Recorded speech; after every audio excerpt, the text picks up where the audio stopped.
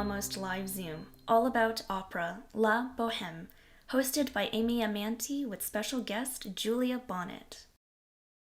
So welcome to Almost Live Virtual VocalEye. My name is Amy. My pronouns are she, hers, and I'm the Community Outreach Coordinator here for VocalEye. I'm your host for these Almost Live events, and I'm also a member of the blind community, and I really appreciate us all being able to gather here together to enjoy some art tonight.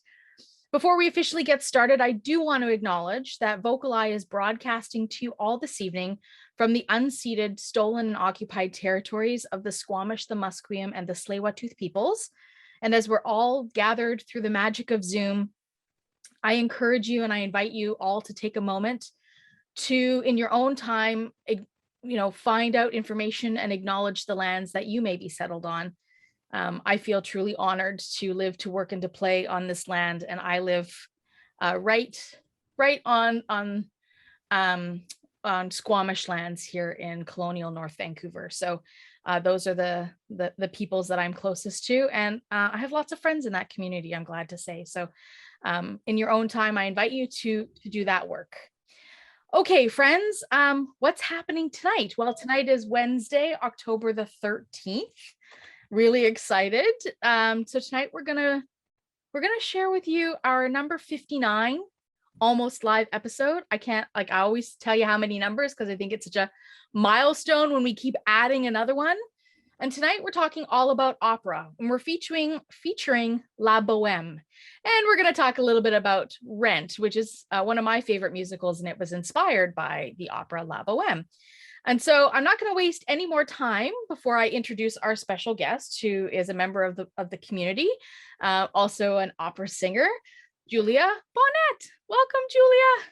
Hi, Amy. Thank you very much. It's wonderful to be here and talk about this opera with you all and share hopefully a little bit of love of this story, whether it's in an opera form or a musical form. Well, I'm really excited because I know a lot about one and a little about the other, but maybe you can remind our folks tonight, just give us a little bit of your background as an opera singer for folks who weren't able to join us the last time you joined us to talk about opera. Right. So I didn't grow up with opera, actually. I grew up with a little bit of classical music, but not opera per se. But I did eventually, as I liked to sing, I did run into training and began training in that technique, and then got to know the repertoire while I was doing an undergraduate degree in vocal performance at the University of Victoria. And then I subsequently went on and worked in that area, mostly in the Pacific Northwest. Did travel a little bit, and I did go a little bit into Eastern Canada, but by and large, I was sort of, I wasn't like the jet-setting opera singer going around the world or anything like that. I was kind of local. And as I got older and I got married and had kids and everything, then I sort of ended up transitioning into singing in the chorus. So that was kind of the way that I managed having a family and a career. Other people do it differently. They take their kids with them on the road and all the rest of it, but that wasn't my path. But as my vision sort of degenerated, it became clear that maybe teaching was the better path to go. And so then I began teaching. And I no longer sort of call myself an opera singer, but I am a trained opera singer, and I'm knowledgeable in the subject. This is going to be a naive question, as again, I don't know a lot about opera in particular, and you know this, but does that mean you speak many different languages, or do you only understand what's in the arias that you're familiar with? Well, certainly if you're going to be an opera singer, you have to understand what you're saying. And so there is the study of these languages involved in your training. And I would say that many people who go on to have a real career, like an international career, do make a point of spending some time learning to converse at least passably in these languages. Mhm. I never did that, but I certainly studied them. And so I can pronounce them most of the time. And of course I understand what I'm saying when I'm singing things, because I've, gone through the text and I've made sure that to do a word for word translation and such.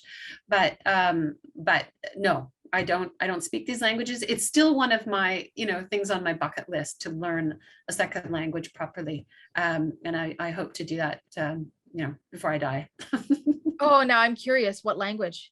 Is I there one in actually think particular? it's not going to be an opera language. It's going to be Spanish, because Ah. my husband's family is Chilean and my daughter's learning Spanish. It just makes sense for me to, it is, again, it's one of those languages that I sort of understand, Mhm. but don't really speak. Yeah, there's a lot of overlap in some of the Latin Yeah. sounding languages, right? So sometimes it's sort of easy to maybe compare some words to others. Well, let's talk about La Bohème, because I'm curious, as you a trained opera singer, have you ever performed in La Bohème? Yeah. So of course I've sung the arias from both of the female characters in concert a lot, whether it was Musetta's aria or Mimi's arias.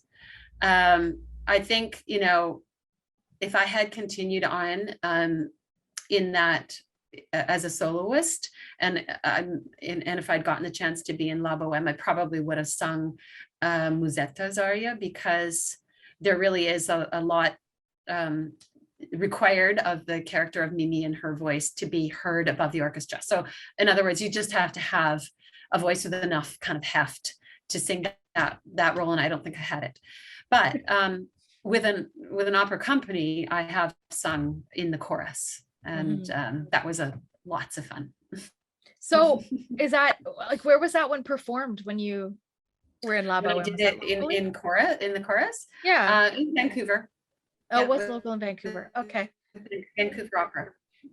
Yeah, And what and I mean I've sung with other companies, but not that one.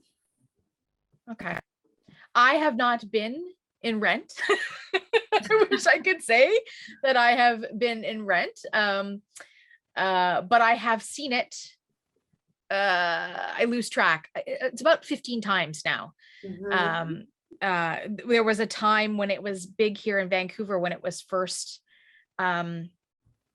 released, I guess. I don't even know what, I was 16 or 17 years old, and I remember that I slept overnight down in front of the Vogue Theater on Granville Street to get tickets with my friends. Wow. I'm sure my parents didn't know that. Dedication. That's right. And by slept, I mean we just, stayed up all night and drank coffee and talked and whatever, right? So there was no real sleeping, but we wanted to be the first to buy tickets. And so we bought official tickets for opening night. And then there was the ability to buy standing room only tickets at the back of the theater. And so for like $10, it was like going to a concert. You could stand at the back of the theater, sort of behind this like retaining wall. So it was just your head sticking up over the wall, but there was space to like dance with your friends and sing along to the songs and whatever. So we did that every night of the run. And then I went to Rent Camp. And you got to, it was like a summer camp, but you got to perform the songs with your friends and whatever, and that kind of thing. And that was fun. And then I did some traveling, and I saw Rent on my 35th birthday. Oh my gosh, I just gave up how old I am. My 35th birthday, I went to Memphis with my friend Maria, who joins us every once in a while. And then just before the pandemic, I went and saw it again in where was I? I was in California, so I went to Palm Springs to see it. So I'm a bit of a Rent head. I like me my Rent. Yeah, I mean that's awesome. I couldn't say how many times I've seen it, probably under 10. I mean, I'm not sure every performance that I sang in counts, but I think it does.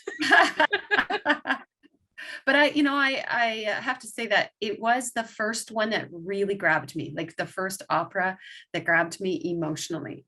I had seen other operas before, and they, I found them beautiful and artistically impressive, but the story didn't catch me emotionally.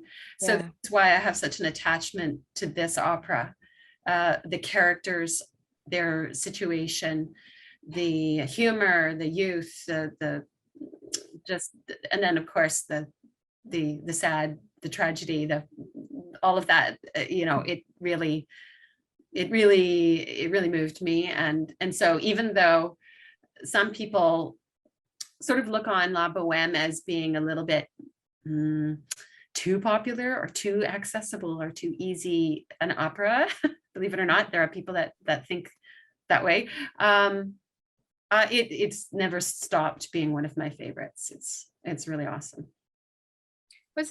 Has it been performed here in Vancouver recently that you know of?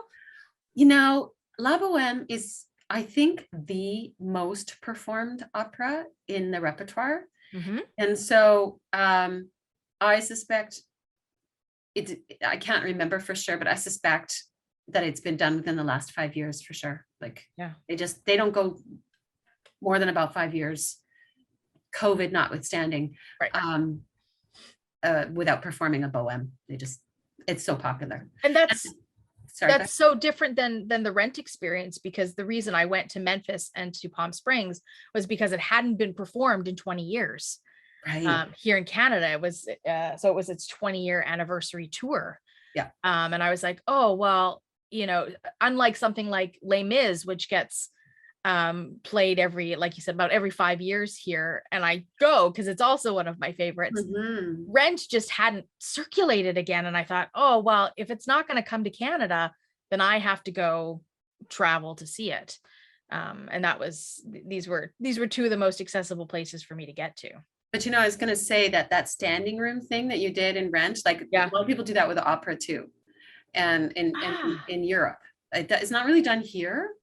But in Europe, it's the same deal. People will go and they'll pay next to nothing and stand, and I mean stand through like a 3-hour opera, or longer.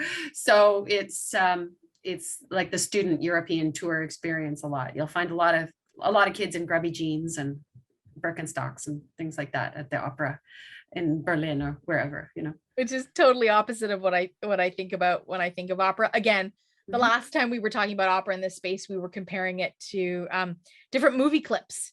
Mm-hmm. And oftentimes when I see opera on film, everybody's dressed in their tuxedos because it's a fancy night out. So for you to talk about grubby jeans and Birkenstocks, it actually resonates, right? Because it's like, oh, it's for everybody. Oh yeah, totally. And I mean that image of that sort of elitist, I mean, of course it does exist in some circles still.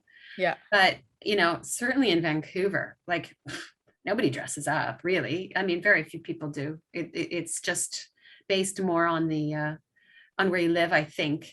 Like if you were in Manhattan or something and you're going to the Met, then you'd probably want to dress up. But you wouldn't necessarily have to either. Well, I like that because it just means that I don't have to feel that same pressure.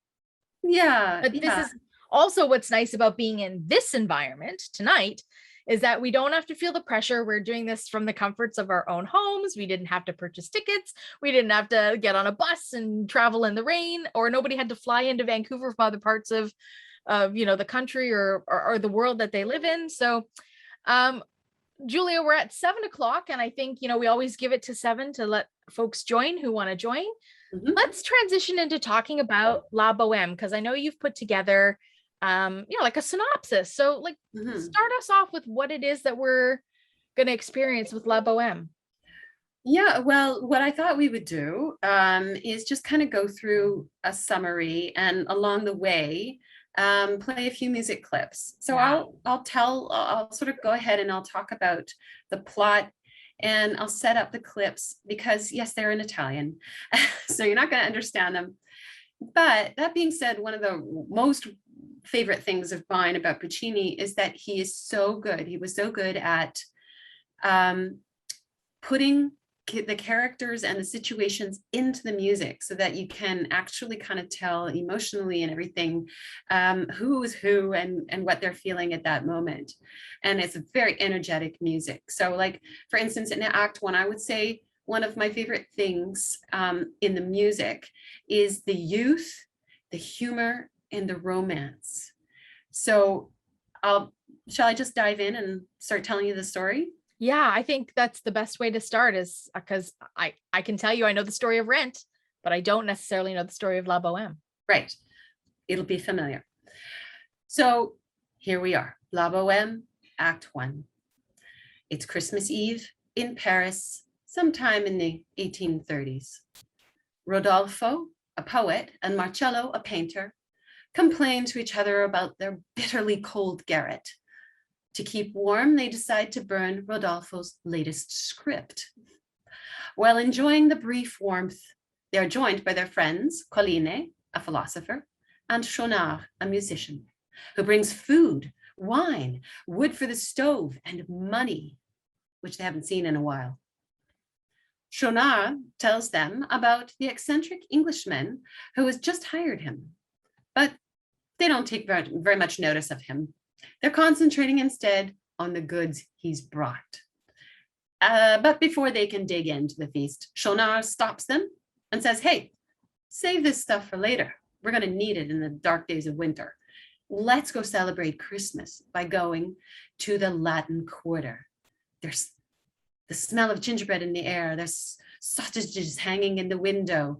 And let's go eat at the popular Café Momu. So while they're enjoying themselves, talking about their plans, all of a sudden, everything comes to a screeching halt when the landlord, Benoît, arrives to collect the rent.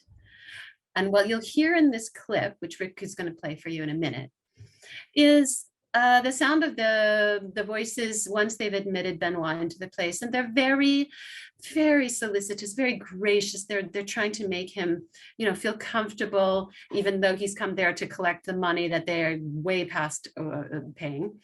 And you'll hear a lot of rolled R's, brr, in their singing, which, it sort of denotes how extra overly polite they're being. Eventually, you'll hear that they get Benoît to kind of loosen up. They start plying him with wine. They say, oh, sit down and talk to us. Don't worry, we've got some money. We'll pay you. Tell us about yourself.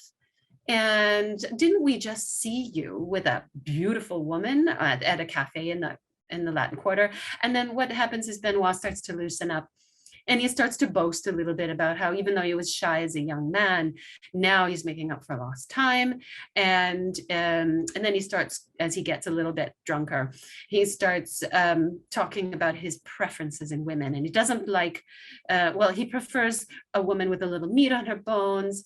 You'll know it's him talking because he uses a funny voice when he's singing. It sounds kind of like maybe an older, goofy guy.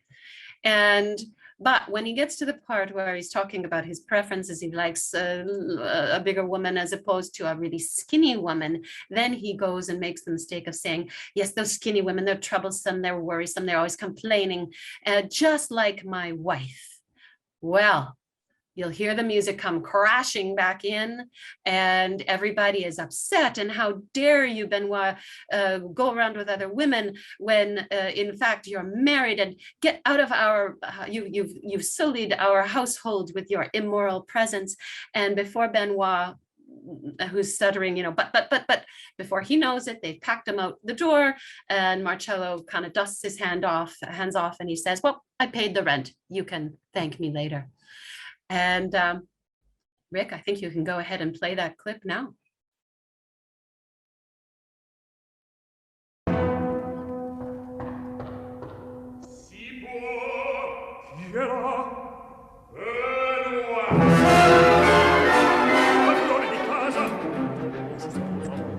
Non c'è nessuno. È chiuso. Una parola sola.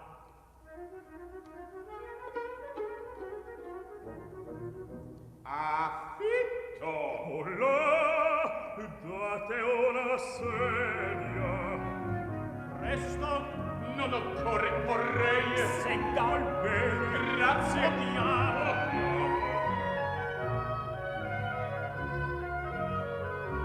E vado, questa è l'ultima primo trimestre no piacere e quindi ancora un sozzo grazie togliamo alla sua salute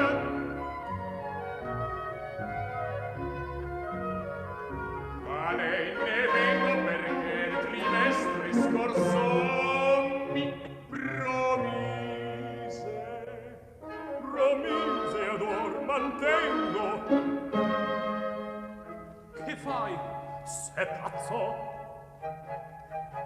ha visto or via resti un momento in nostra compagnia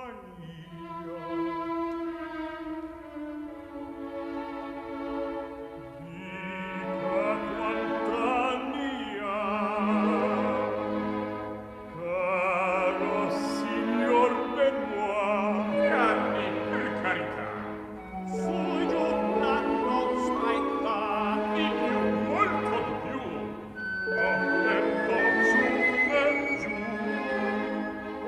l'altra sera al Mabilla in colpo il peccato d'amore no al Mabilla l'altra sera non colpo e in casa bella donna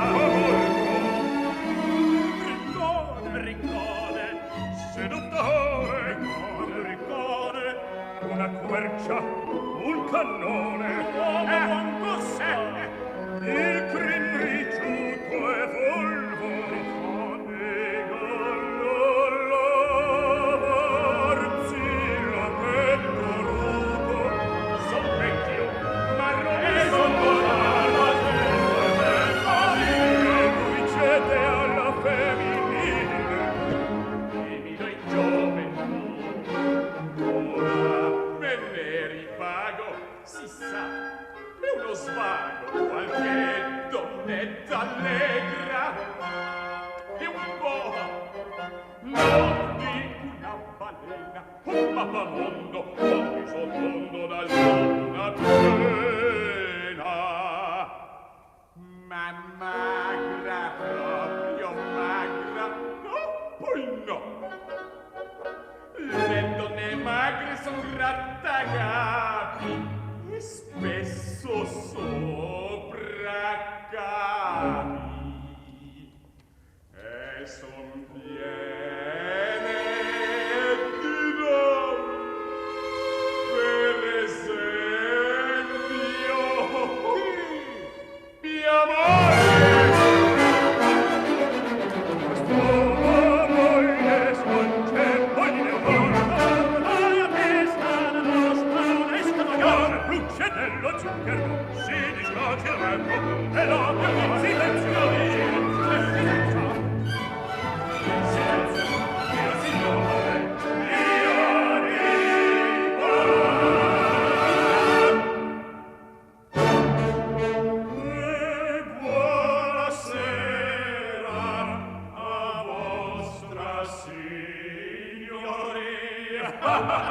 ho pagato il trimestre.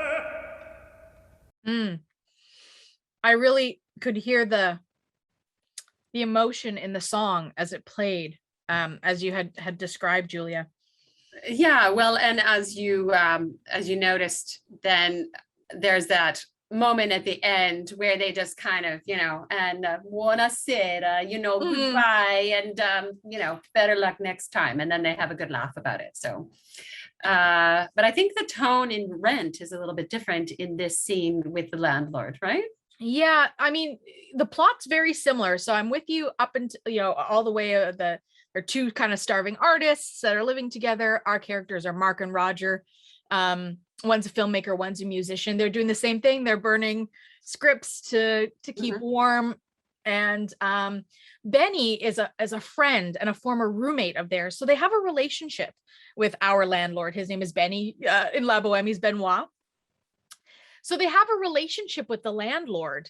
And he is a womanizer. In Rent, he actually has started working for his wife's father, who bought the building that these men are living in. And so now he's coming to collect the rent, and he's a bit of a pompous jerk. Truly, I mean, that's really the best way I can describe him. So we're gonna just share a clip from Rent, where we are introducing, so to speak, we're introducing Benny into the production. Now, Benny is also there with all of the other characters, because he shows up on Christmas Eve to collect the rent, and all of the characters kind of show up at Mark and Roger's apartment on Christmas Eve. So let's have a quick listen to that, and we can kind of compare and contrast. So Rick, when you're ready, you can play Benny's landlord scene from Rent. Due to copyright restrictions, excerpts of this presentation have not been recorded. Please check below for more information, including links to the material if it is hosted elsewhere. There's a bit of a different flair to Rent. And of course, they're introducing some of the other characters. And just for context, Maureen, a friend of theirs, is going to put on a protest to kibosh this building that's going to go up, right? And so the landlord is kind of giving them an ultimatum, right. Stop the protest and you don't have to pay rent. And then like you in Bohème, talking maybe a bit about their dreams and their plans and those kinds of things, with all the things that they had dreamed about. Right. And I mean, I guess, it seems to me Rent is perhaps a little more political, overtly political, whereas, I mean, the same politics existed in 1830s Paris, right? I mean, poverty, the divide was very, very great, right, between the haves and the have-nots. But, they just kind of, in Bohème, it's done maybe with a little bit more humor, or, a lighter touch that way, as opposed to the overtly political tone. But it's still the same conflict, right? Yeah. And I think, the idea of these conflicts being very similar is that these are repeating themes throughout history. Exactly. There will always be the haves and the have-nots. This will always exist. And so it resonates very strongly with folks. Of course, Rent is considered modern day, so really it's contextual to modern day, right? So it's not set in 1830s, it's modern day New York City. So they're dealing with lots of things. They mentioned drug use. As the play develops, you discover that AIDS is plays a part in this play as well. And the plot line and I don't know about this in La Bohème, but the plot line in Rent is very intertwined. There's a lot of things happening at the same time. Is that the same for La Bohème? La Bohème kind of focuses in more on the two couples, the lovers, and the comparing those two sets of love affairs. And and we're going to get introduced to them here in a moment in the end of one. Shall we continue? Yes, let's see what we got next. Okay.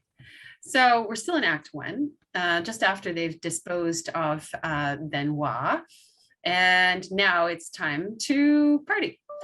So they decide to take off to go to the Café Mimì in the Latin Quarter, but Rodolfo hesitates. He decides to stay behind because he needs to finish an article he's been writing.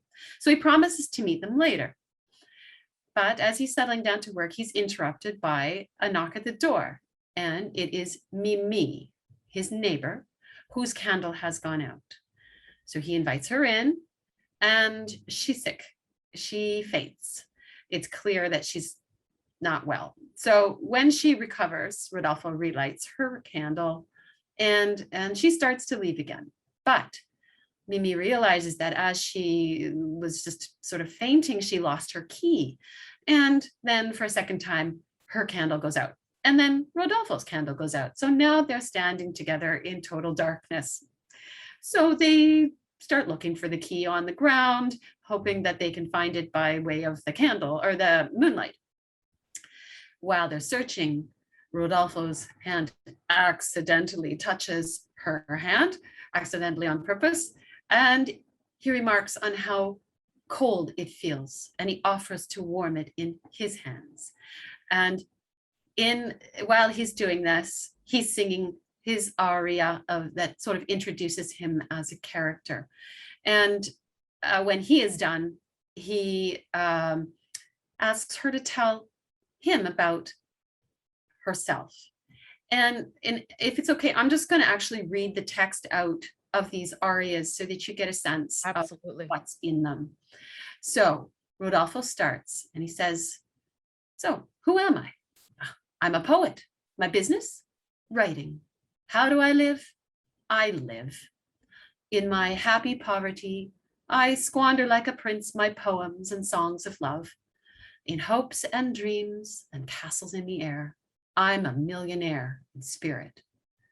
But my strong box has been robbed of all its jewels by two thieves, a pair of pretty eyes that came in just now with you. And all my lovely dreams, my dreams of the past, were stolen away. But the theft doesn't upset me, since the empty place was filled with hope. Well, now that you know me, it's your turn to speak. Who are you? Will you tell me? And then we go into the second aria where Mimì introduces herself. And but maybe we'll just hear this one aria first. So Rick, do you mind playing the clip of Rodolfo's aria, Che gelida manina?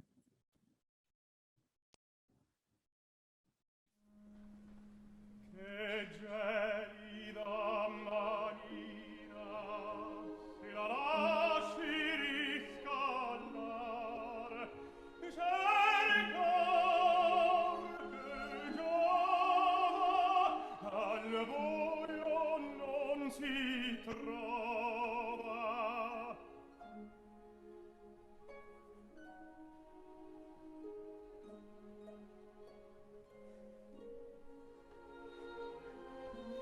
Ma per fortuna la notte di nuora, e qui non l'abbiamo vicina. Aspetti, signorina, le dirò con due parole chi son, chi sono e che faccio, come vivo.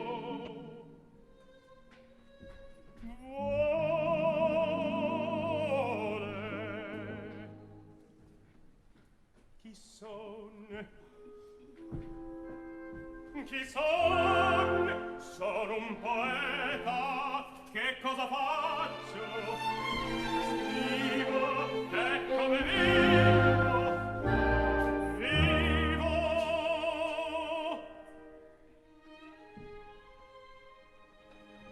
In povertà mia lieta, sciala da gran signore, rimerini d'amore, per sogni e per chimere, e per castelli noia.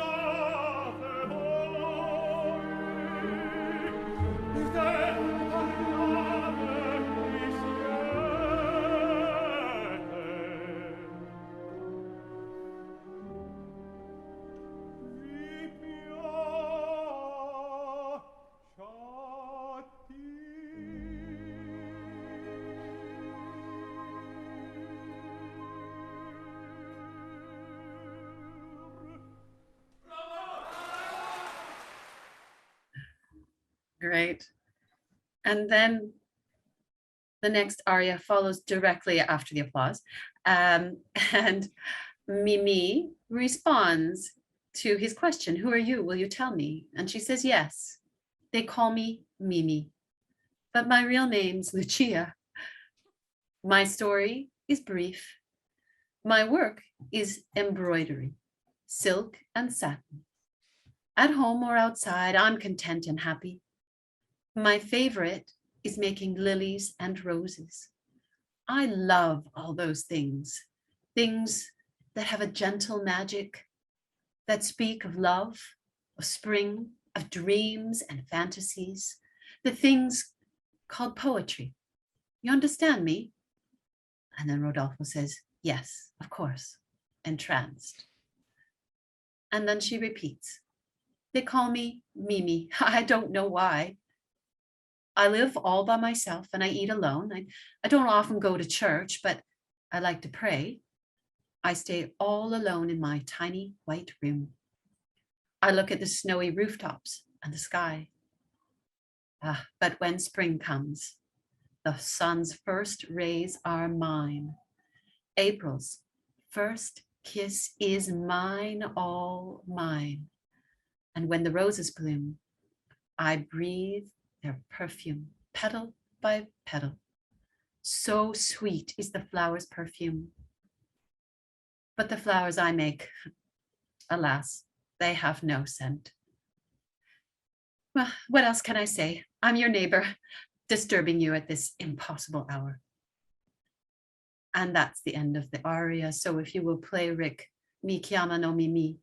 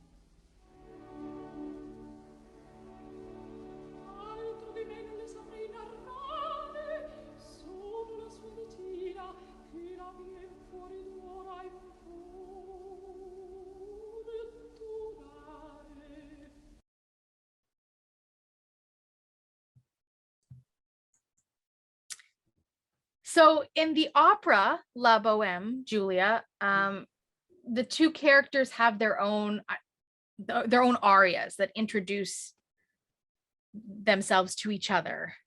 Yes, and I think that, one of the reasons for that is because they're sort of required to fall in love at first sight. Right.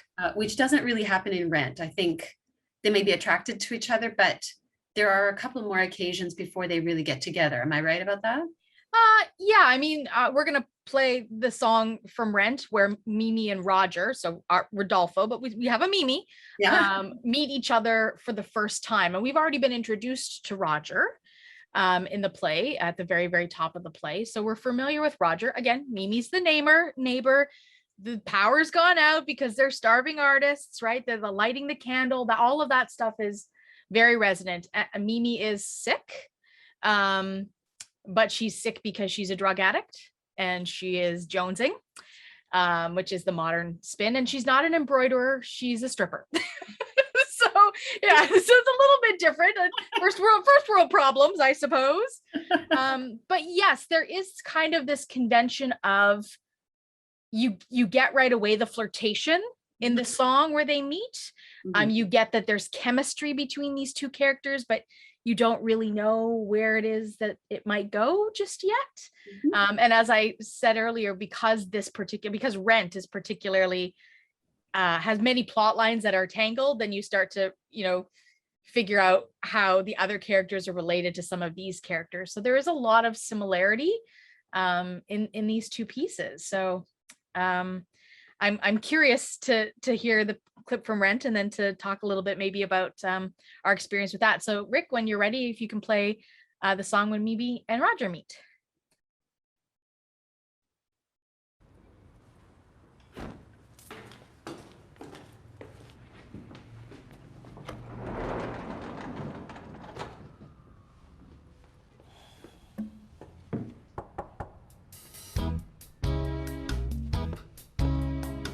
What do you forget?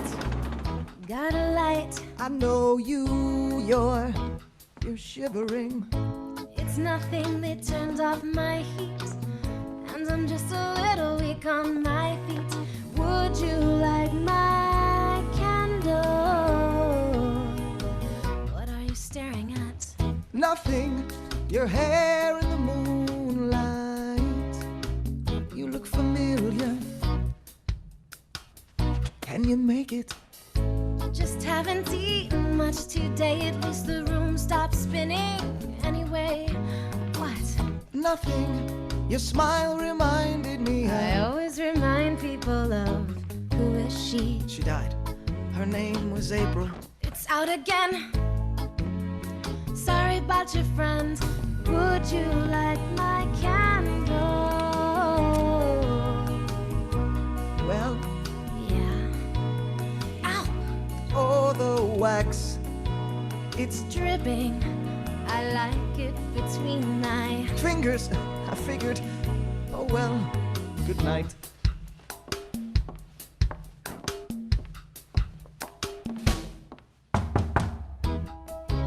It blew out again. No, I think that I dropped my stash. I know I've seen you out and about when I used to go out.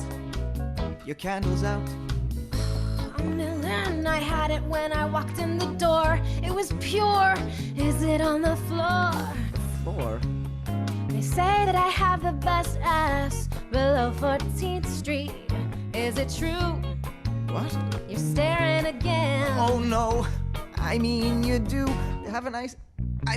you look familiar. Like your dead girlfriend. Only when you smile, but I'm sure I've seen you somewhere else. Do you go to the Cat Scratch Club? That's where I work, I dance. Yes, they used to tie you up. It's a living. I didn't recognize you without the handcuffs. We could light the candle. Oh, won't you light the candle?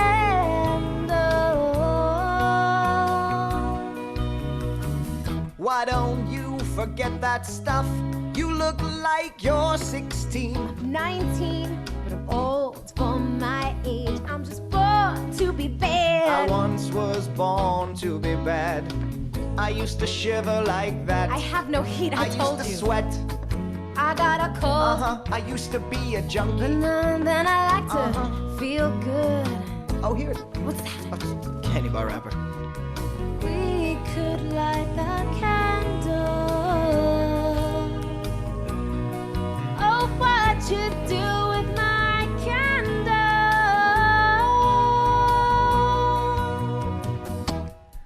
That was my last match. Our eyes will adjust.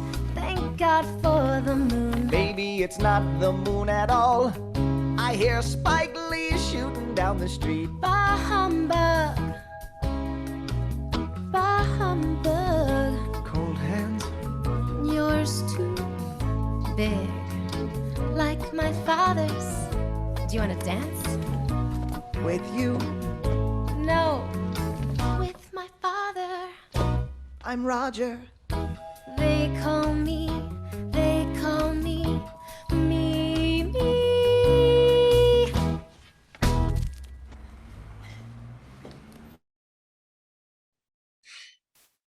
Yeah, so instead of this Mimì dropping her key, she drops her, I think it's a bag of cocaine. and she steals it back from him at the end as she leaves. She finds it on the ground and he says, "Oh no, it's candy bar wrapper, right?" Yeah. And, He kind of slips it into his pocket or something like that. Yeah, and she's smarter than that. She's a smart cookie. Yeah. But yeah, you can see the similarities and you can see the differences. And I wonder, from your perspective, Julia, the differences, are they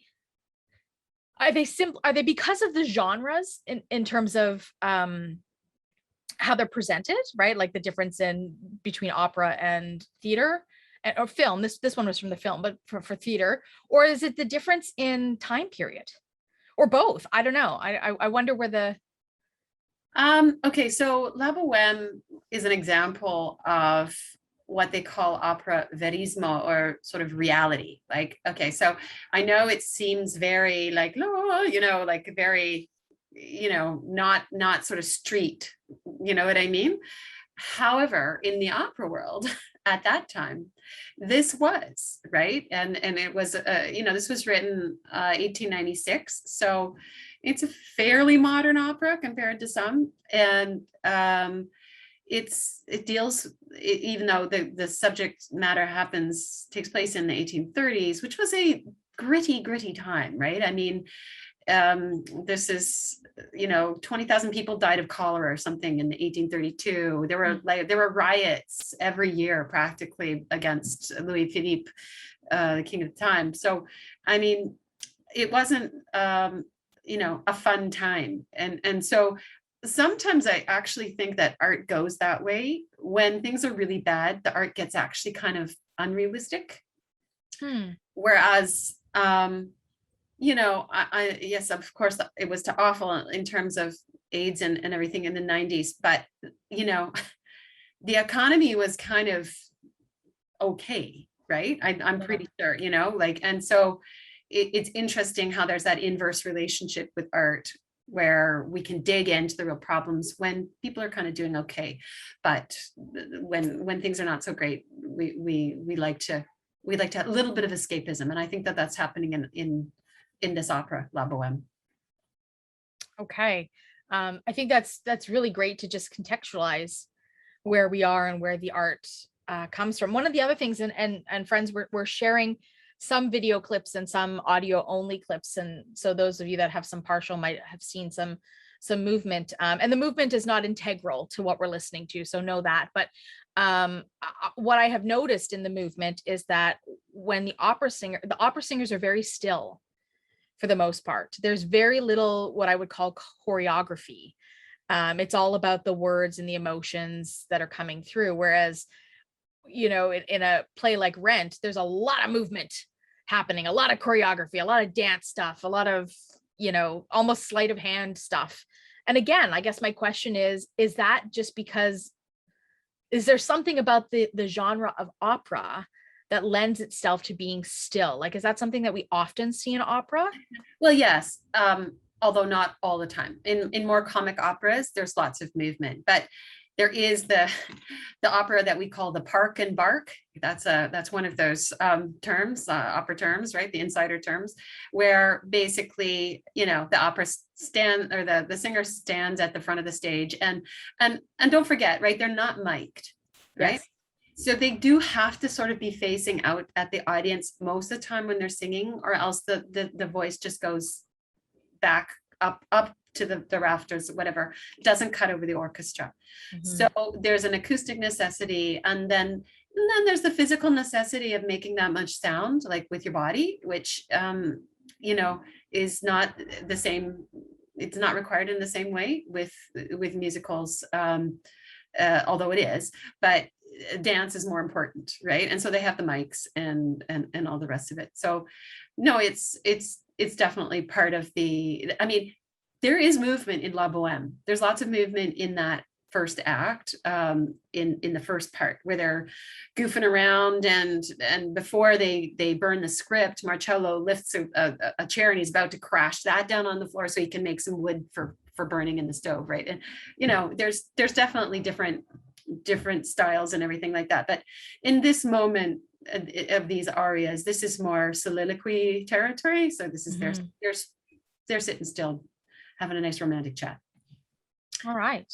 Shall we explore Act 2? Yeah. So after they've sort of bared their souls to each other and fallen in love at first sight, they decide to head off together to join Rodolfo's friends at the Café Mimì in the Latin Quarter.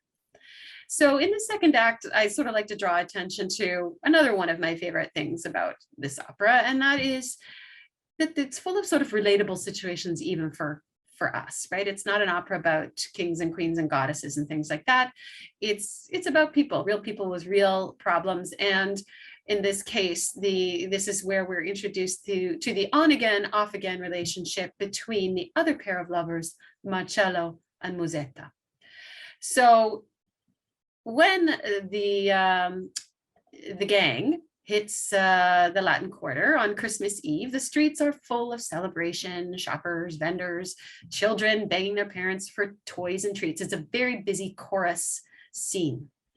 And on the way to the Café Mimì, Rodolfo stops at one of the vendors and buys Mimì a little pink hat. And this little pink hat becomes kind of a symbol of their love. But then, they after the present of this little hat, they move on to the cafe where Rodolfo kind of nervously introduces her to his friends. And they all sit together and order dinner. And they're bantering back and forth, and there's lots of good humor, and children rush in and out, and you see the toy seller Parpignol as he touts his wares. And in the midst of all this madness enters Musetta with her entourage.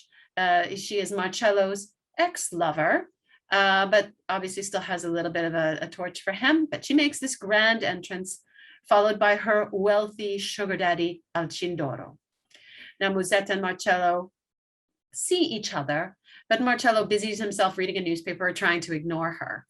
And she wants to regain his attention. And she does that by singing a sort of a signature tune that she has to the whole cafe about her beauty and her many charms. And when you're hearing it, her sing this, you'll hear her sugar daddy guy, Alcindoro, telling her, piano, piano, be quiet, because he's embarrassed by her big personality.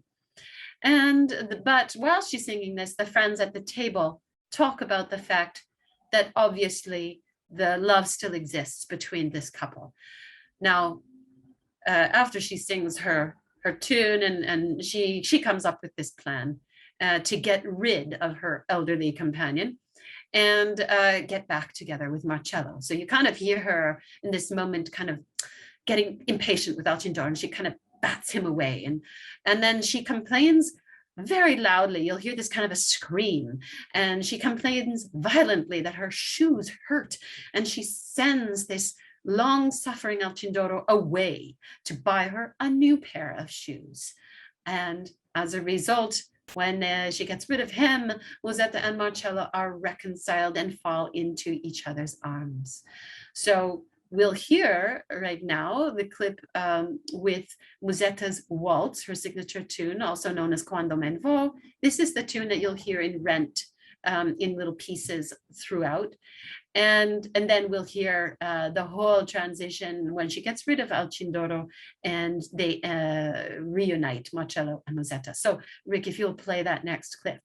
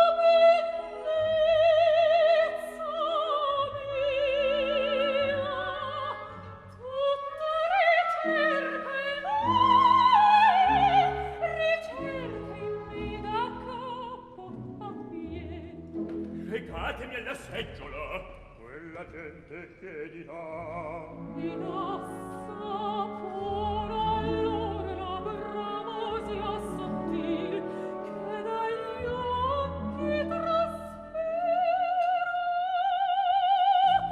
E tra i palesi vezzi intender sa, alle occulti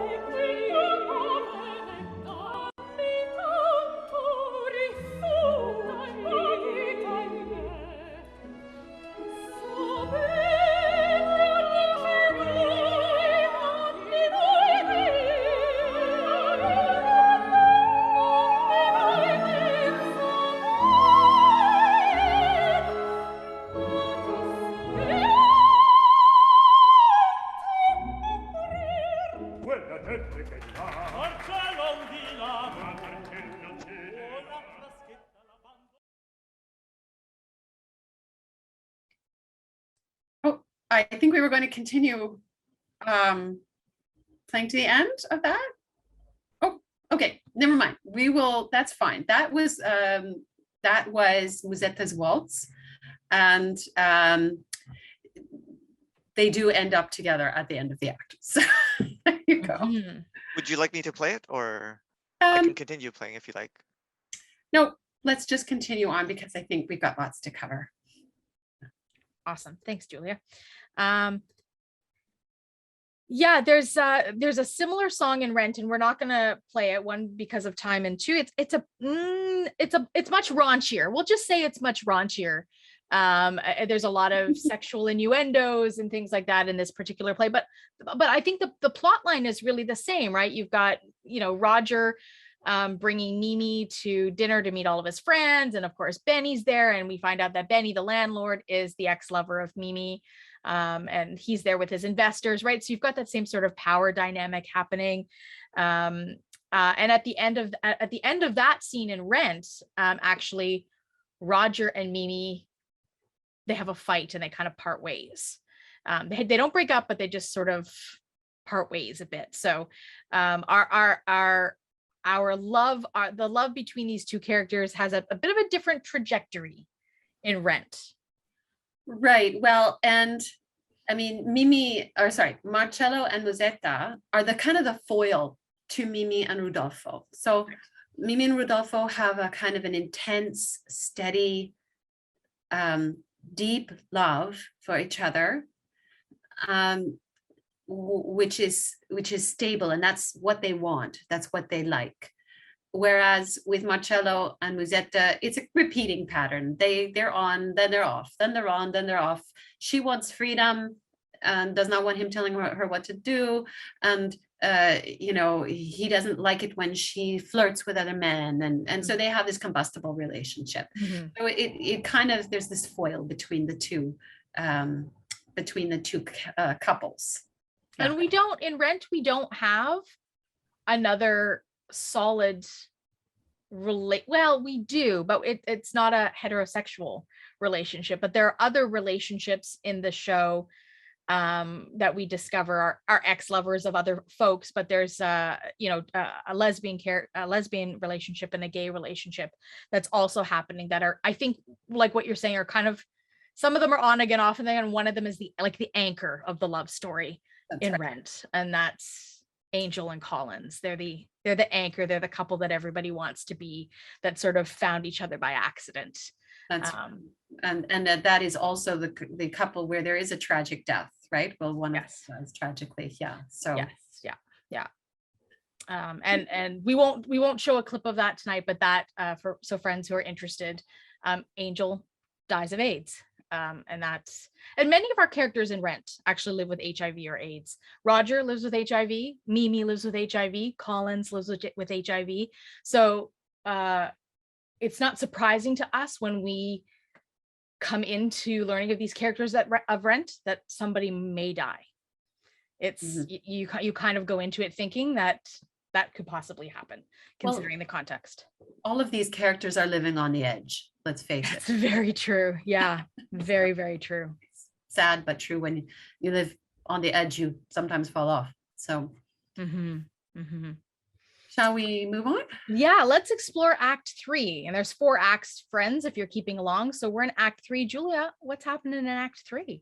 Right. So the end of Act 2 is a happy, raucous affair where it's still Christmas Eve and they're shopping and they're having fun, and Marcello and Musetta have gotten back together, and there's a kind of a comic moment where Musetta, the friends discover they don't have enough money to pay the bill, and Musetta says, "Oh, that's okay, Alcindoro will pay it," and she they're off the hook, and so they take off, and Alcindoro, the act ends with Alcindoro holding the bill and a pair of shoes, and nobody's there. They've all left. Musetta's left. Everybody's left. So that's usually where the intermission is. It's happy. Everybody's, this has been lots of fun. When we get to Act 3, there's a definite change in tone. And I wanted to sort of play a couple of minutes off the top of the act, because it's a really wonderful example, I think, of a sort of what you might call tone painting or kind of scene painting using music that Puccini uses.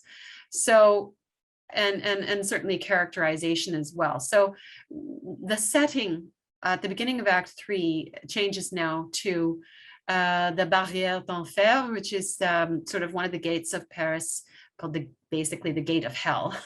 And it's a toll gate by a main highway. And at the left of the stage, there's a tavern, and there's a small square flanked by trees, and it's winter. It's still winter. It's a couple months later. There's snow everywhere. It's very, very cold. And there are some customs officers that are minding the toll gate there, and they're asleep around a sort of a fire. And you can hear shouts of laughter issuing from the tavern. And it's just sort of pre-dawn, still dark. And it's a little bit of a chorus scene where there are street sweepers that are waiting to be admitted to the city. They're outside the gate, and they yell at the guards saying, open up, it's cold out here. And basically what I'd like you to just listen for is how Puccini just paints this scene with the music, how he makes, there's a kind of a shivering sound in the lower strings, and the sound of the harp, and some bells, and the singing in the distance and things like that. It's just very wintry. So Rick, would you mind playing the next clip? Due to copyright restrictions, excerpts of this presentation have not been recorded. Please check below for more information, including links to the material if it is hosted elsewhere. There you go. So that's winter at the gates of Paris. And you heard Musetta singing her song from inside the tavern. And she is partying still. And so a couple months after the Christmas Eve, where they've all kind of gotten together and everything, things have changed a little bit. So we see Mimì coming in search of Marcello. So she's outside the tavern in this little square, and Marcello and he's living with Musetta in this little tavern and working there. And we see Mimì sort of overcome with coughing. So she's really sick now. She's got tuberculosis and she's getting worse. And Marcello comes out, he sees her, he asks her inside to join Musetta and Rodolfo, who has spent the night there. And Mimì pours out her heart at this moment to Marcello, telling him how Rodolfo walked out on her last night. Things are not so happy anymore. How he's making their life miserable through his incessant jealousy. She asks Marcello to help them separate. Rodolfo suddenly comes out and Mimì quickly hides. And Rodolfo starts talking to Marcello, telling him that he wants to leave Mimì, initially giving the reason that it's because she's too flirtatious and he's jealous. But Marcello digs deeper, and Rodolfo confesses that the real reason he wants to leave is that Mimì is dying, and he's consumed with guilt as he thinks that he may have brought on her condition through his poverty and inability to take care of her. But then Rodolfo hears her coughing and rushes to where she's been hiding. They reluctantly agree to separate, and Mimì asks Rodolfo to pack up her things, except for the little pink hat that he bought for her on Christmas Eve, which he can keep as a remembrance of her. At this moment, Marcello hears Musetta laughing and carousing, and he goes inside because he's annoyed with her. But then she comes flying out in a rage, followed by Marcello again, and they're shouting insults at each other. Mimì and Rodolfo sing together and decide that they'll wait until spring because it's too hard to separate in winter. Mimì says that she will be his all her life, and he wishes that the winter would never end, and they go home together. And so in this clip, you hear the two lovers singing, and the contrast is really there between the beautiful lyrical sentiments that Mimì and Rodolfo are singing and the hurled insults and lovers' quarrels that Marcello and Musetta are having. So Rick, if you would mind playing the next clip. Due to copyright restrictions, excerpts of this presentation have not been recorded. Please check below for more information, including links to the material if it is hosted elsewhere. I hear a lot of the sorrow in there, and what it reminds me of, again, and this is a parallel to Rent too, but it reminds me that sometimes people break up and it has nothing to do with not loving each other. Exactly. That there's a lot of circumstantial stuff that kind of gets in the way, and sometimes love just isn't enough. Exactly. Especially when you're living on the edge, right? I mean, it's unfortunate because that love is so intense, and especially when you're young, it isn't always sustainable. Again, when we talk about themes that relate between La Bohème and Rent and life itself, this is another one of those these kind of relationship themes are something that everybody that resonates with just about everybody, right? You know, most people have been in a relationship and have lost, or have been in a relationship they've had to walk away from, and it was painful because it wasn't because you didn't love them, right? Right. And you know, in both cases, I think, I mean, the men have good intentions, but the reality is in 1830s Paris that Rodolfo probably couldn't have just given up writing poetry and gotten a job. Mhm. You know, he was, I think, as much stuck in his situation as perhaps Roger was stuck in his situation. I mean, I think Roger tries to leave, and well, he does after they break up, right? Yeah.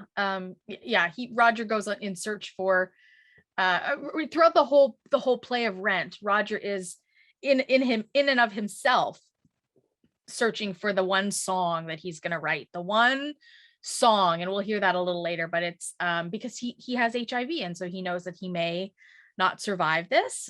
So as a singer songwriter, he is constantly searching for that one song that he's going to write. And what's interesting, when you talk about Musetta's waltz, that gets referenced throughout the play Rent, and we'll hear that again in one of our clips coming up, that na na na na na na na na na na na, and I'm hearing it kind of echoed in some of these other pieces in La Bohème too. So it's an overarching sort of musical theme, which is kind of nice. It's nice as a listener to have some of that continuity. Absolutely. And that was sort of, it's one of the main devices that sort of romantic opera developed, is sort of tying the whole piece together, because, you know, with musical bits, because you'll hear pieces of Mimi's aria, pieces of Rodolfo's, like everybody has their own music, and it's all interwoven together. And Jonathan Larson did that in Rent as well. Yeah. The clip that I had shown to play for sort of Mimì and Roger's breakup, and again, like, you know, in Rent, they break up and they get back to, and it's turmoil throughout. So there's bits and pieces of it. This clip is from the movie, and of course the movie has a different structure than the Broadway play does.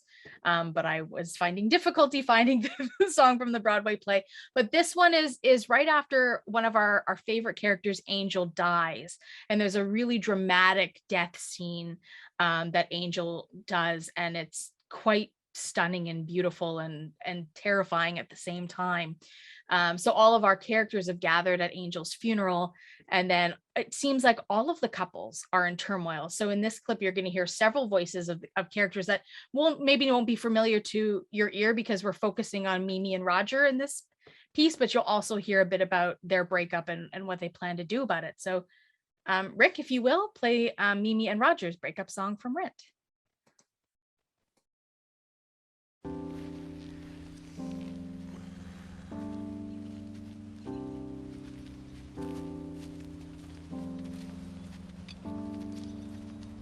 It's true you sold your guitar and bought a car. It's true, I'm leaving now for Santa Fe. It's true you're with this yuppie scum. You said you'd never speak to him again. Not now. Who said that you have any say in who she says things to at all? Yeah. Who said that you should stick your nose in other people? Who said I was talking to you? We used to have this fight Calm each down. night.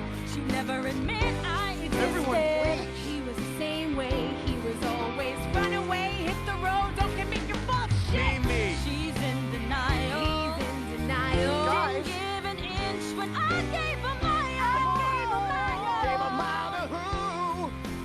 Come on, guys, chill. I'd be happy to die for a taste of what Angel had. Someone to live for, unafraid to say I love you. All your words are nice, Mimì, but love's not a three-way street. You'll never share real love until you love yourself. I should know. You all said you'd be cruel today, so please, for my sake, I can't believe he's gone. I can't believe you're going. I can't believe this family must die. Angel helped us believe in love. I can't believe you disagree. I can't believe this is goodbye.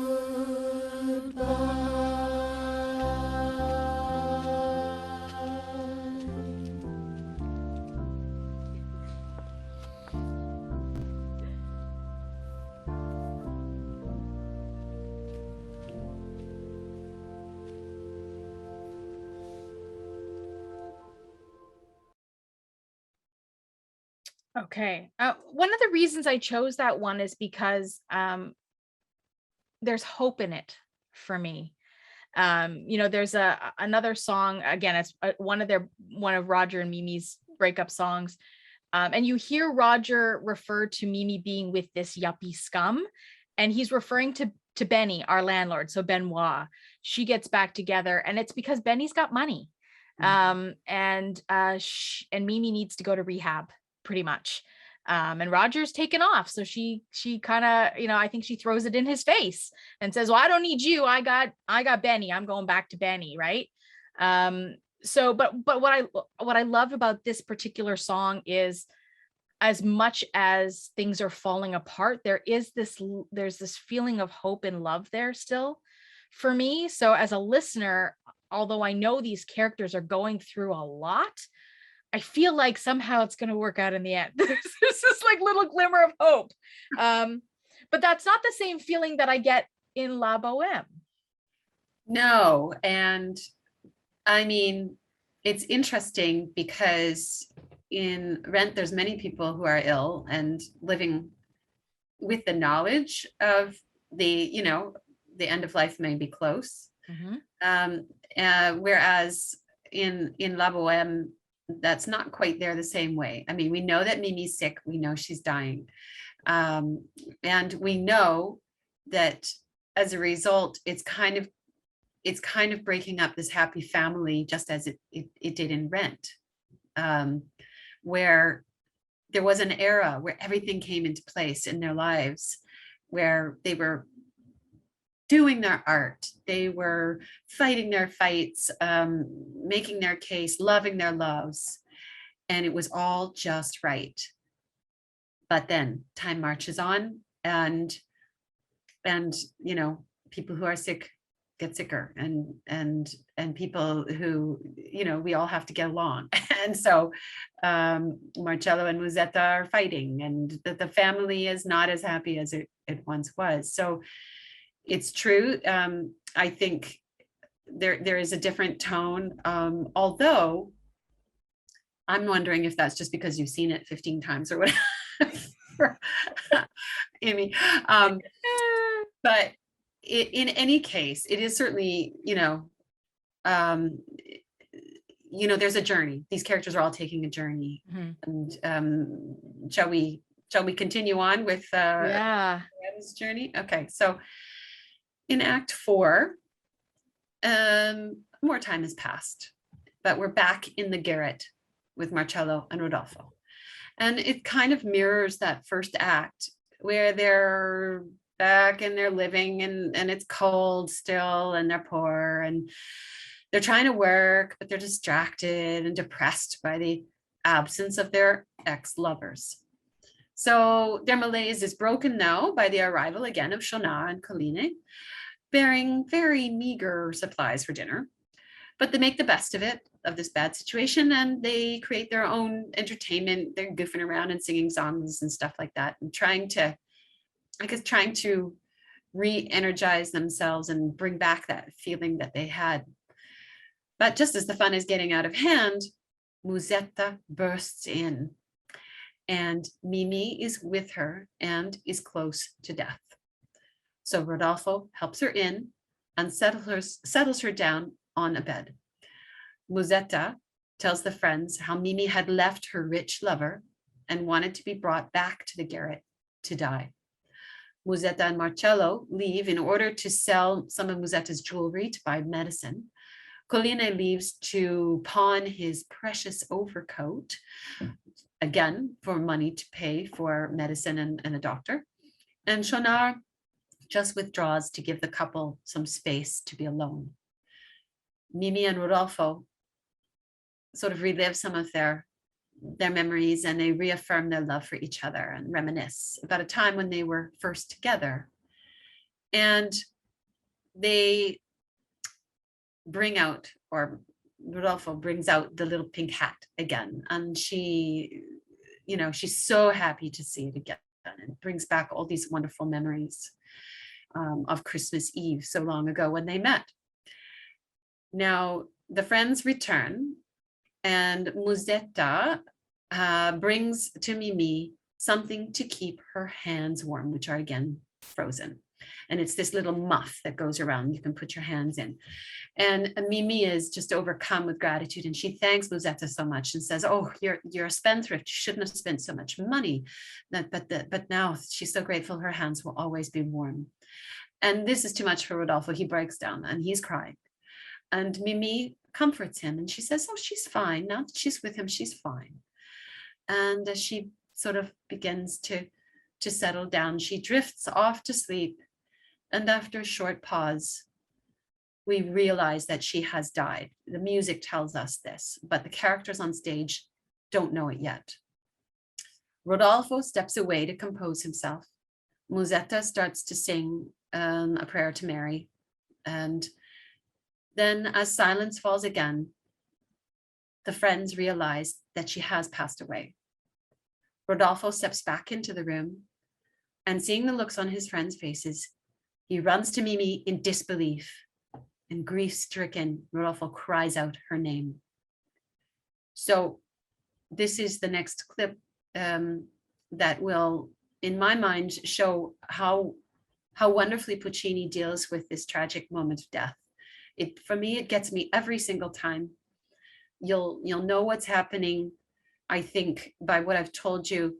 But one of the most striking things about this ending is that there's actually some silence and some spoken dialogue, which is not a typical opera thing. And then when the realization kind of hits Rodolfo, the opera comes, or the orchestra comes crashing back in, and it undoes me every single time. So Rick, if you wouldn't mind playing the next clip of the end of Act 4, the end of La Bohème.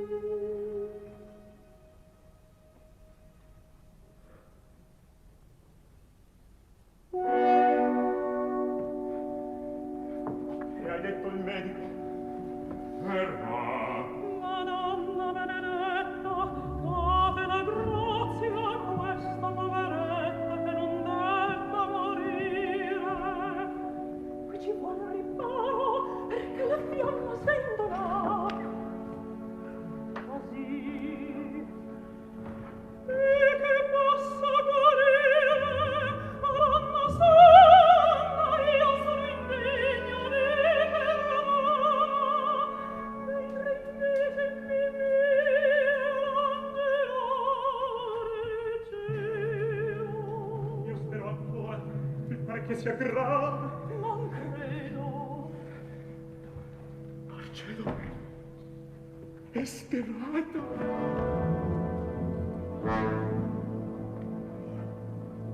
Musetta, a voi.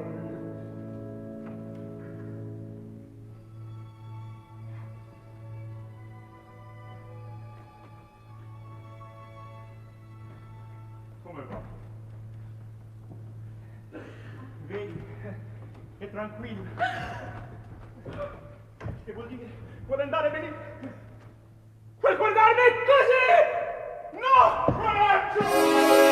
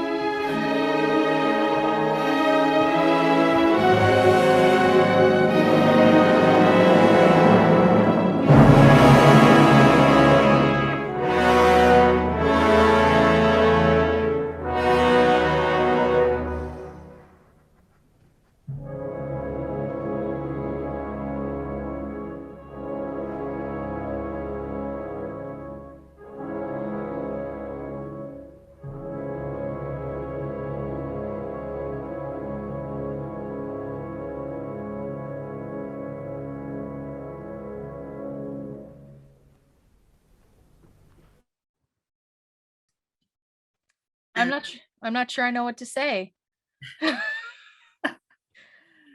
You are definitely right that you can hear the switches and like it's very obvious when the characters discover that I guess it's when Rodolfo discovers that Mimì has passed.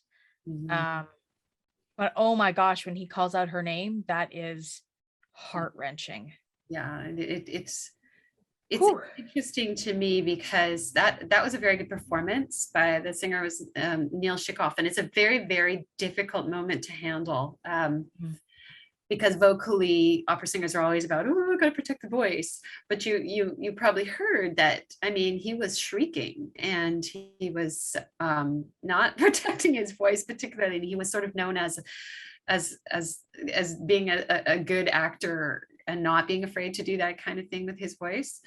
And I love how they staged it in, because I'm able to see a little bit of it, and it happens often in many productions that at the end you see Marcello and Musetta embrace, and it's like they've learned something. Yeah. By watching and learning how close they are to death, how close we are to death, and what can we learn about life by acknowledging that. That also happens in Rent, when Mimì is on her deathbed, basically. That the other everybody's there and they're all surrounding. They do the same thing about how they're going to get money to call a doctor and pay a doctor because they're starving artists, right?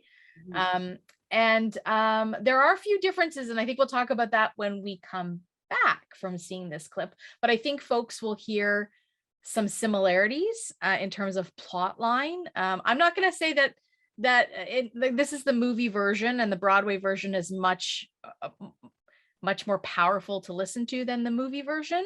Again, we work with the clips that we have access to. And so with that, Rick, I'll have you play. Oh, and just one more thing, folks. This is when Roger sings to Mimì the song that's taken him a whole year to write. So we've gone from the start of the play a whole year, and it's now like New Year's Eve the following year, right? And they're all gathered together again. So Rick, with that, will you play our final clip? Due to copyright restrictions, excerpts of this presentation have not been recorded. Please check below for more information, including links to the material if it is hosted elsewhere. So that, friends, is our death scene for Mimì in Rent. But then, as these things tend to happen, one of the biggest differences between La Bohème and Rent is Mimì actually doesn't die. So she takes a big breath and she comes back to life, and she's seen Angel, who is our character that they were all at the funeral together, and he tells her to live, hear that boy's song and live. And she does, at least in this moment, she does. She still is living with HIV. But in this moment, she doesn't die. And I wonder, Julia, from your perspective, why you think there's a difference, why Larson made a difference in this particular. Yeah, I was going to ask you that myself. So, I mean, I think there is a difference between this sort of the setting, let's say, of opera and musicals. I do think. But then I think it also just goes back to what that community was living through with AIDS and HIV, and the idea of having somebody actually die. It might be just too much, too much reality. And certainly I think it makes, you know, it makes it an easier evening at the theater, maybe, you know, and I'm not sure if that's a good thing or not. What do you think? It's hard enough when Angel dies in Rent.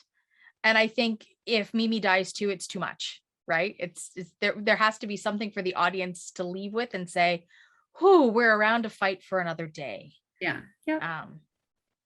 Yeah. And I think it's really, I actually like the way Jonathan Larson handles that theme of sort of living for today, right?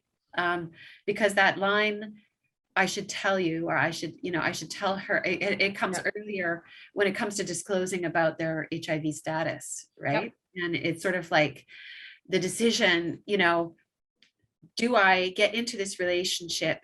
And, you know, I think when you're dying, people do this dance between letting go of life and trying to appreciate all that's left of life. And I think that probably that's what these characters are constantly going through, is this, should I connect, knowing that it may all go away really, really soon.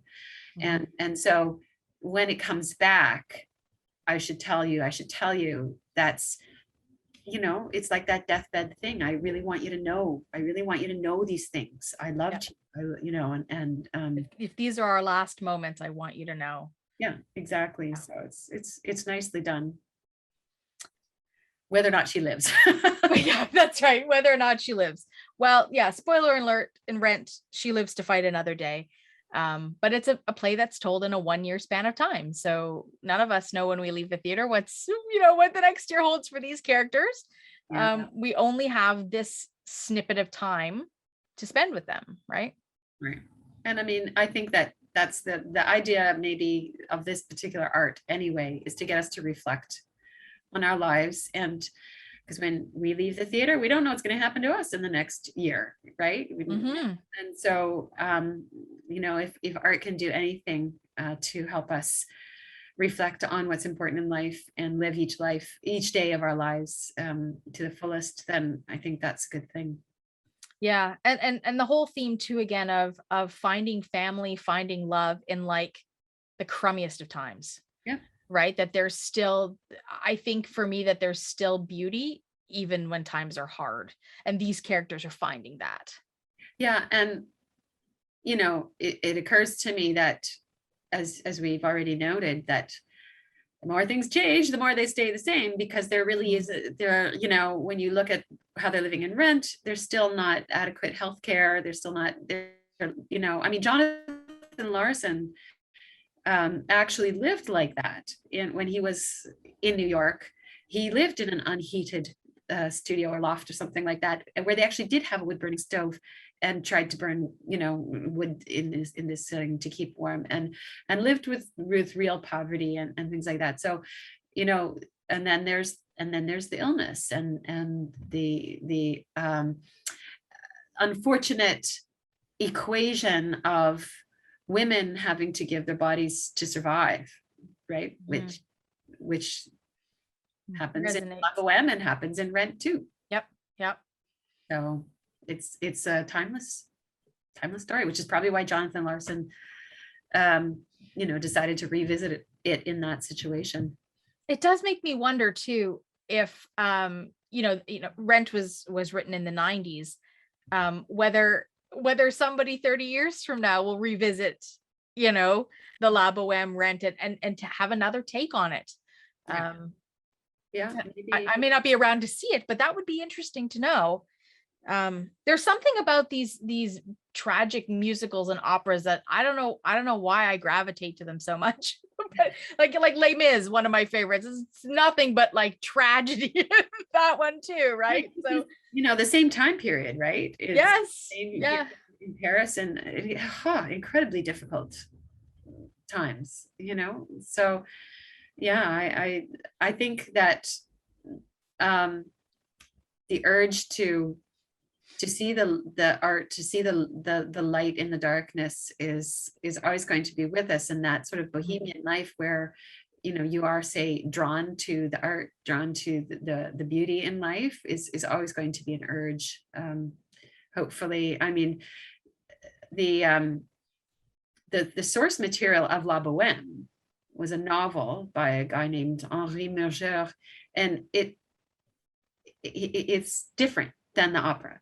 So the opera took some characters and put them together that existed in this book. And so while the themes stayed the same, the things were changed around, just like in Rent. And I'm sure that'll happen again. Right. That's right. The more things change, the more things stay the same. That's right. Friends, this is your opportunity to ask any questions of Julia or share any thoughts. Have you seen La Bohème or Rent, or have an interest in that? We're going to transition into our sort of formal Q&A and invite comments and thoughts from the audience. And I'm going to just keep talking to Julia until I see some hands. So, so just wanted to let folks know that that's where we are. So please feel free to, oh, and we have a hand. See, look how fast that happens. Right on. It's Lori. Lori, you can unmute. I already am. Ah, there you go. I want to say there's a kind of a difference between both, because I saw Rent a long time ago, and now to hear this again, it kind of like maybe I need to go and see it again, and you know, after all this time, and because the music was very good, but also I'm not going to be able to say the other opera's name very well. There is a big difference between the two of them, you know, between both of the operas and the play, between all this. And I missed a little bit of the opera because my dog decided at 8 o'clock he had to go to the bathroom. So I had to step out for a little bit. But I just thought it was really good. It kind of reminded me, my aunt, who's now deceased, loved operas. She would take you to any opera that she would want to go to. And this is not one I ever saw with her, but I kind of like operas more now than I did when I was a kid. Yeah, you know, and it really does depend on which operas you see at which point in your life too, because there's definitely ones that are better to see when you're younger and like you're being introduced to the form. And I would argue that this is one of them that, you know, it's good to see in your like early 20s or whatever, because you can relate to the characters the same age as you. I agree with you, Amy. I love Les Miserables, and my all-time favorite is Wicked. I love Wicked. Ah, there you go. There you go. Well, thank you, Lori, for sharing your thoughts and your comments, because I think it's lovely to have you all join into this conversation. Julia, you hadn't seen Rent before asked to put together this event tonight. Is that correct? Yeah, that's correct. I had not. I mean, to be honest, I didn't know about the standing room thing. And like those touring shows are really expensive. Like they're way more expensive than going to the opera. So it's it just never turned up at the right time for me, I guess. I was kind of interested in the concept, and but yeah, just never, the timing of it never happened. And so I'm glad I had the chance to see it, albeit you know, I saw it on YouTube and I missed, you know, I'm sure I missed a lot because I wasn't able to see it properly, not described. But yes, that is the thing. You know, we have a link to the Broadway musical version that I'm sure will be circulated the follow-up email for folks if they want to listen to the Broadway musical of Rent. It is not described, although what I will say is that from my perspective anyways, one of the things I like about musicals is often they are talking through what they're doing. And so you can get the gist of things without actually having to witness every single moment. That being said, there of course will be moments where you're like, what? I don't understand what happened there. And then you just have to sort of rely on the knowledge that we've shared with you tonight on this, or, you know, do a little Google search and figure out Exactly. The plot lines of things. And I would do that before going to La Bohème too. Yeah, and you just have to do that with musical theater of any kind, whether it's a musical like Rent or an opera. It's just worth putting in the time ahead of time, knowing that, you know, the words are going to be sung and the other things going on, and you might miss something in it, and you don't want to miss something. It's, you know, you want to really enjoy it to the fullest. And the truth is that oftentimes, and Judy has a hand, so Judy, I'll get you just to hold for 1 second. But oftentimes I find for myself, even if it's a movie, I kind of have to watch it a couple of times because there are so many moving parts to all of these different things, whether it's just an audio experience or an audio visual experience. You know, sometimes you're introduced to something. I was like that when I first saw Rent, or when I first saw Les Mis, and then I bought the CD and I listened to it over and over and over and over. And I was like, oh yeah, okay, this is so familiar now. You know, I don't need the description, but Judy, go ahead and ask your question or share a comment. Okay, I've got a comment and a question. Wonderful. So my comment is, I've been fortunate enough to attend some of the great operas. I laugh, I cry, I dissolve into tears. I get goosebumps. I just get goosebumps. And I just, I've been lucky enough to, you know, go to the West End, and I'm lucky enough to go to Broadway to see some of the great musicals. They always make for a very pleasant evening.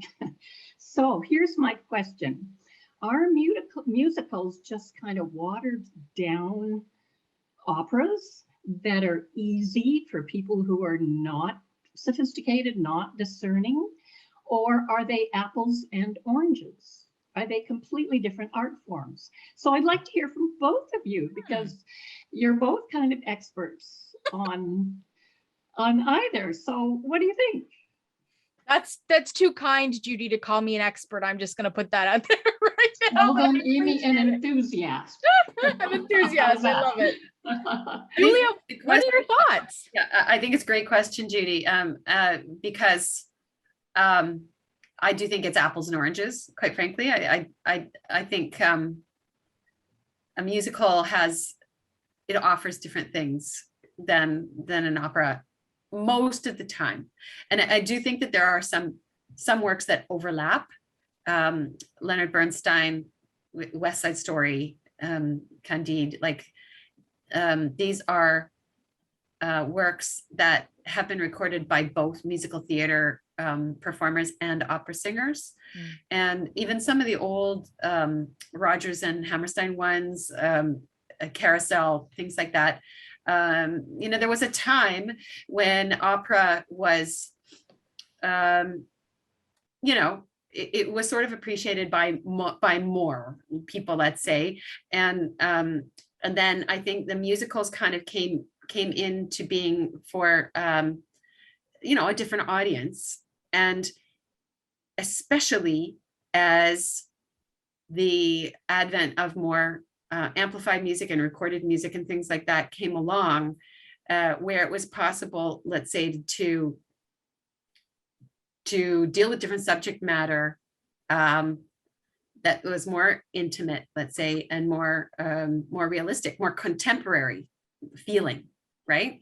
So, and I think that especially the you know, the advent of popular music, it just changed. People wanted to hear different music on theater, on stage. And so I really think that they offer different things, and I love them both. But I will say that, you know, for me, when it comes to deeply engaging theater on a really grand scale, it's hard for a musical to do that for me. It's easier for an opera for me to do that. Isn't that interesting? Mhm. I also think that they're apples and oranges. Maybe they're apples and bananas. Like for me, they're very different things. Kind of like when we talk about a book that was turned into a movie and how they don't really compare to each other, or the movie's never as good as the book because we only have, 2 hours in a movie, and the book allows us to use our imagination, right? All of the different things, because they're very different art forms. So yeah, I think that the art forms offer very different things to the listener and to the watcher. But I find that I can easily be moved in musical theater. I don't have the same level of experience with opera as you have, Julia, and so my interest in my for myself is, if I'm in that live theater setting experiencing opera, will I be moved in the same way? Because maybe for me, it's really just about the atmosphere of being in a room with a stage with live performers, and that is a part of the experience for me. Because even when I listen to my favorite musicals, the soundtracks, I don't have the same relationship with the soundtrack as I do with the production. So I have a feeling that if I was in a room, and I've never been in a room with an opera, that I might feel differently. I might feel that pull. We'll go. Okay. Okay. We'll go. You can whisper in my ear all the stuff that's happening. Okay, thank you both. Thank you. Thank you, Judy, for your question and your comment. Megan's got a hand. Welcome, Megan. Give Megan a moment to unmute. And then we've got Josette following Megan. Let's just give Megan a moment. Yeah, I certainly, in listening. There you go. Oh, see, I always start to talk to fill space waiting for Megan. She unmutes. Go ahead, Megan. I'm pretty quick. The thing is, it kind of remind me about Mimì, who is alone, who does pottery, not pottery, not pottery, who does embroidery. Embroidery. It kind of reminds me of Grisabelle, the glamour cat in the Cats musical, because she talks about being alone, right? Yep. She's very sort of a lonely character. Yes, like yeah,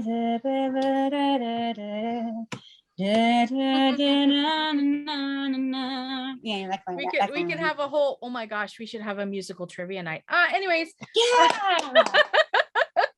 Yeah. Yeah. I'm in for that.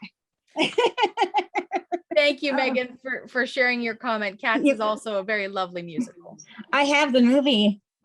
So if we want to have a cat musical night, I'm all for it. All right, we'll keep that in mind. The new one, the 2019 one. Is it described? I don't believe it is, but I wonder.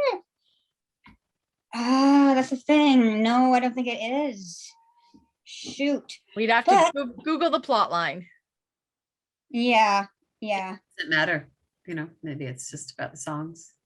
Yeah. In Cats, truly it is. Yeah. Well, thank you, Megan, for sharing your comment. Let's go to Josette, who has her hand up. Hi. I wanted to make a few comments. I enjoyed this very much tonight, and I really like anything to do with good romance stories, rather it be opera or books or so forth. I must admit that I'm not very well versed in opera. I mentioned that sort of thing on a previous VocalEye. Trying to remember what that was. It was to do with opera that you did a while back. And anyway, I was wondering if the musical was based on the opera, or the opera based on the musical that you played portions of tonight. And also, my mother was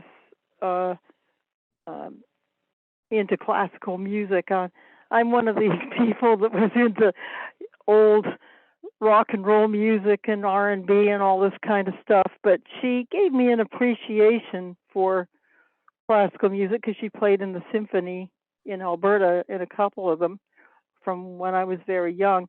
However, we never really went to any operas, but I've grown to appreciate it more as I've gotten older.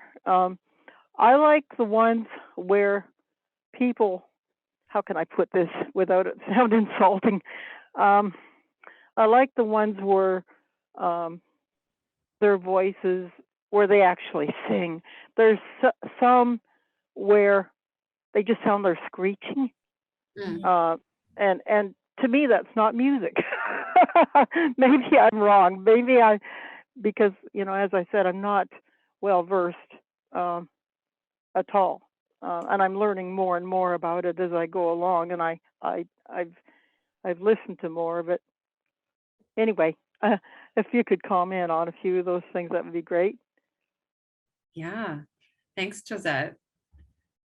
Well, I think the first question was whether or not Rent was based on Bohème or the other way around. And Rent is based on La Bohème, the opera. So opera came first. And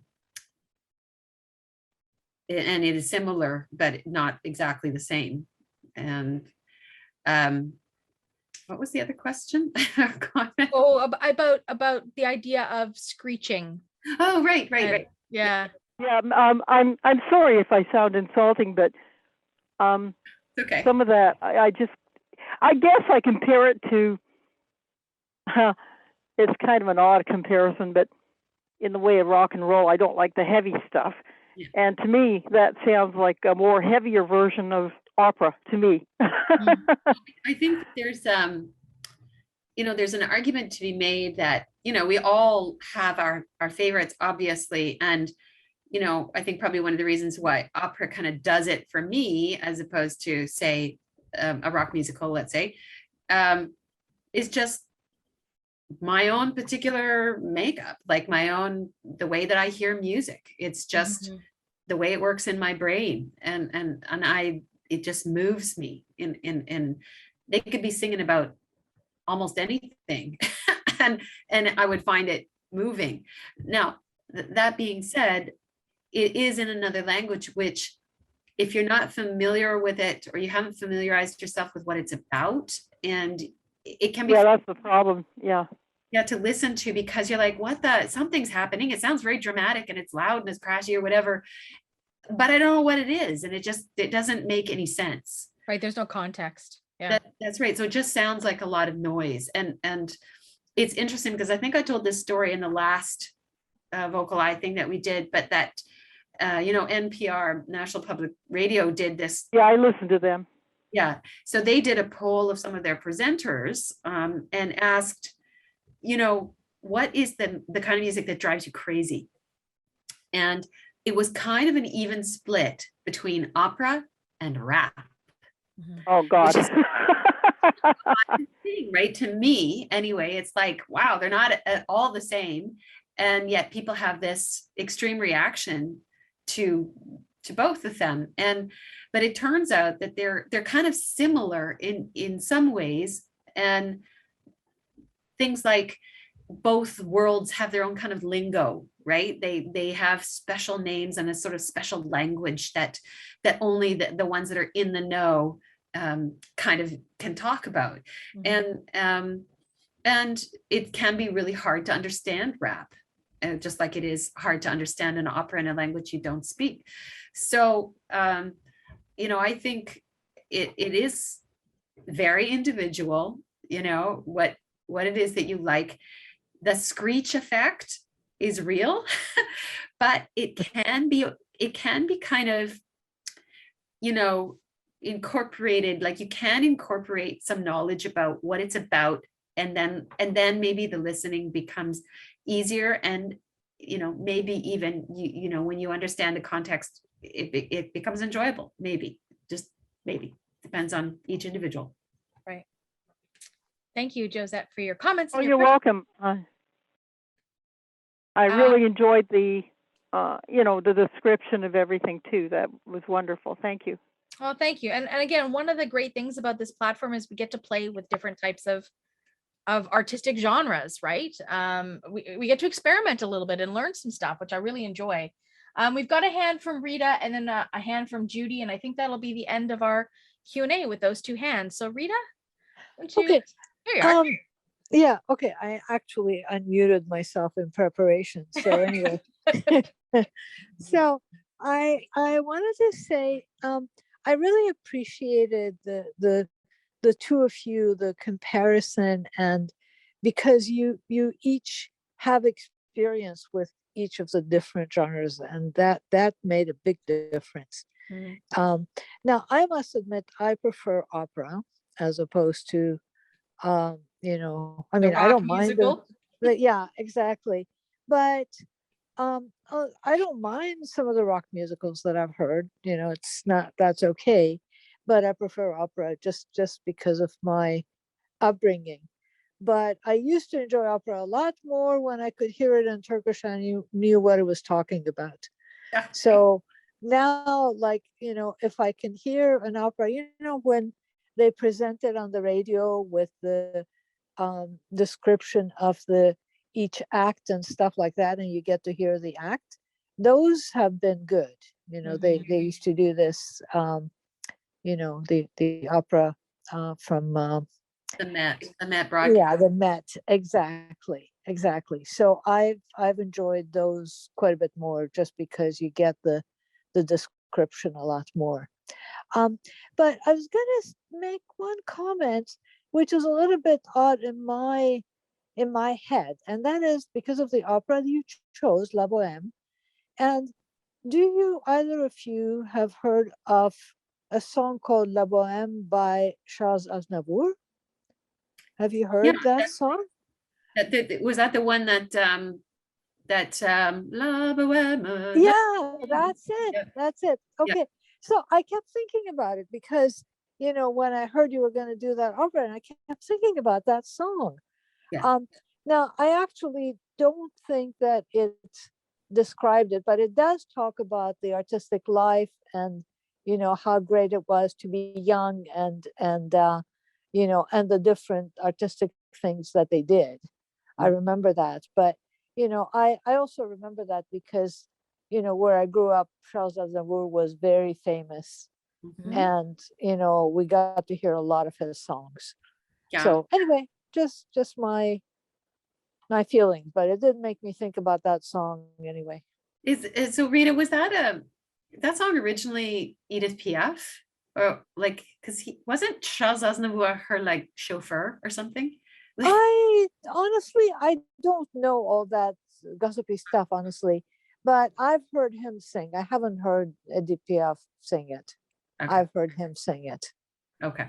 So yeah, it's perfectly possible, but I haven't heard her sing it. Well, she was the ultimate La Bohème, I think. Oh, right, yeah.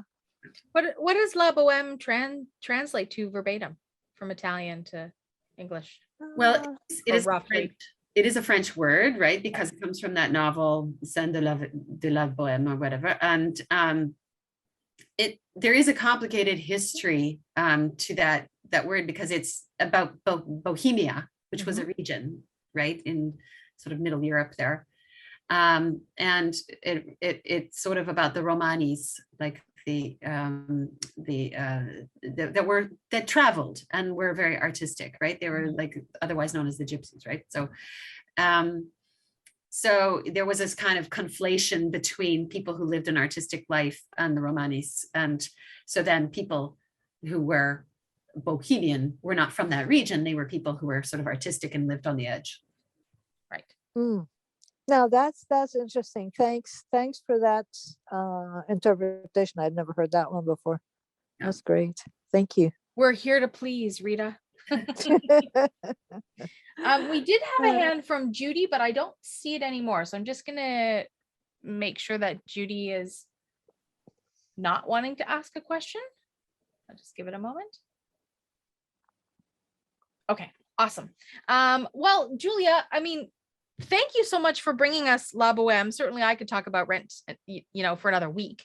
I might actually listen to my soundtrack tonight now that I'm feeling all renty inside. But thank you so much for sharing with us. You have such a wealth of knowledge around opera, and it really makes a big difference to me as a listener to have the context. That's super, super important for me because I'm so junior to opera. So I really appreciate the context that you bring. My pleasure. But before we let you go officially, we have a draw. Want to play? Sure thing. I know you've done this before, but we're going to bring Donna out. And I don't know. I always ask people for a keyword to yell out other than stop when the name gets pulled. I'm sure that you can think of something clever.